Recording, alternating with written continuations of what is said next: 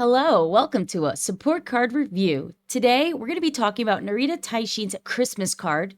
It's an SSR wit, and it was released this month, January 2026, and it's currently on banner. So the limit break points are just literally the one. 0 LB, you get one copy. It allows you to get the skill. It's an end closer skill that can be good, but as always, there's a caveat. We'll go into that in a minute. So, in terms of pulling, I do not think this card is worth pulling.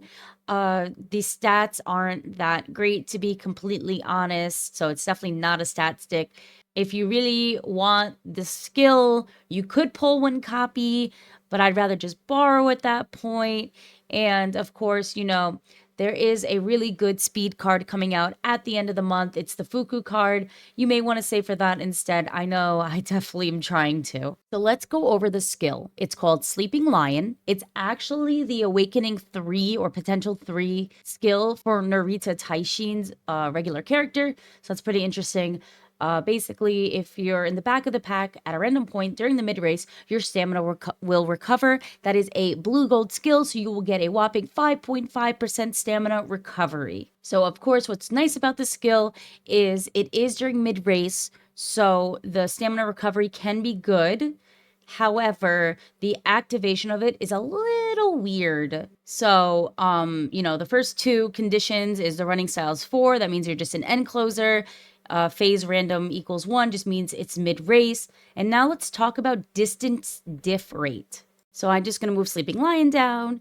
And so distance diff rate, your position between the current first and the current last girl as a percentage. So what does that mean? Well, let's say there's a 100-meter gap between the very first girl and the very last girl in terms of your position, right?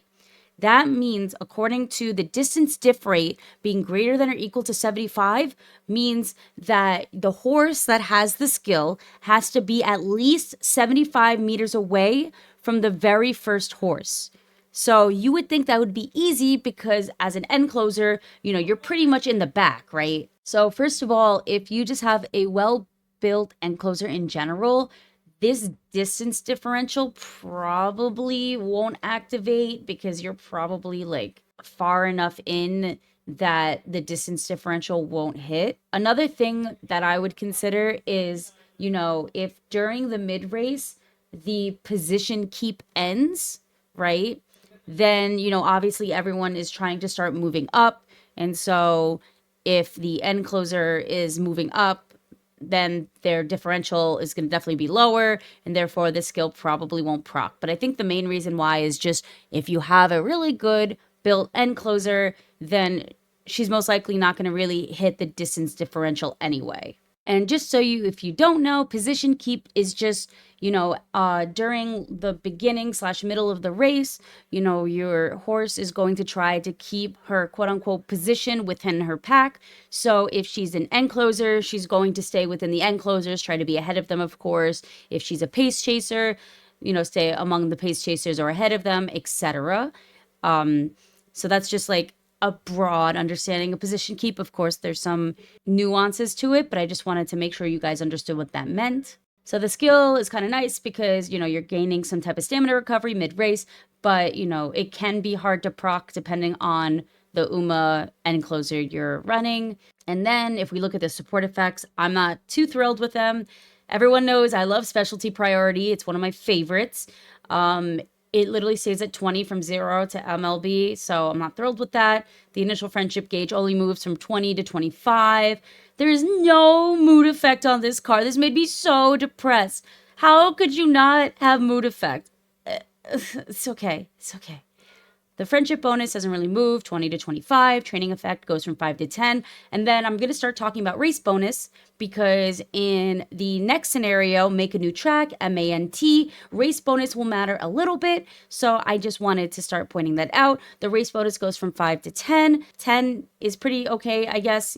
Right now I think the max we have is 15. And, just a little, I will definitely do a video sooner or later on the new scenario that's going to come out soon. However, just to give you a little idea, in Make a New Track, you're going to be racing a lot. So you want to have some type of race bonus just because if you're racing a lot, then you won't be training as much in certain areas. Therefore, if you have like a somewhat good race bonus, at least you're going to be getting stats from the races themselves. But again, we'll talk about that once we cross that bridge. So again, overall, not worth the pull in my opinion. The skill can be good. The stat stick is not good. So yeah, I would definitely not recommend this, but we can go over a couple of other nuances on this card. So the skills from the events, lots of stamina recovery, lots. We got soft step, passing pro, we have the sleeping line, standing by, and then we have our skills from hints. As always, I love corners and closer corners. Anything that's like position corner, distance corner, because usually they're cheap to buy with your skill points. They're usually consistent on activation, and for the cost of the skill points, you get a decent boost. So I like that, obviously. What I appreciate is its end closer skills on this card that's going to be used on end closers. There's some cards where they have end closer skills, but they might have a pace chaser skill also, which makes me upset. But I like this. I also think like there's again lots of stamina recovery, which can be good, especially if you're running along. I don't know how I feel about Masterful Gambit, just because you're gonna move up in preparation to close the gap towards the back late race. So, if it happens to just trigger right before the end, then it kind of sucks. You also need to have a distance differential of at least 50. So it would be 50%. Or if there's 100 meters between the last girl and the first girl, you need to be at least 50 meters away from the front. And then, the events aren't that crazy. I just wanted to point out that the third part of the chain, your sleeping line, is actually not guaranteed. You can either get sleeping line or standing by. So I also just wanted to point out that it's not even guaranteed. So overall, would I pull this card? Probably not. But, if you get it, at least you have, sleeping line probably. Thank you so much for watching my support card video on Narita Taishin. If you have any questions or comments, feel free to use the comment section below. Otherwise, I will see you guys in my next video. Bye!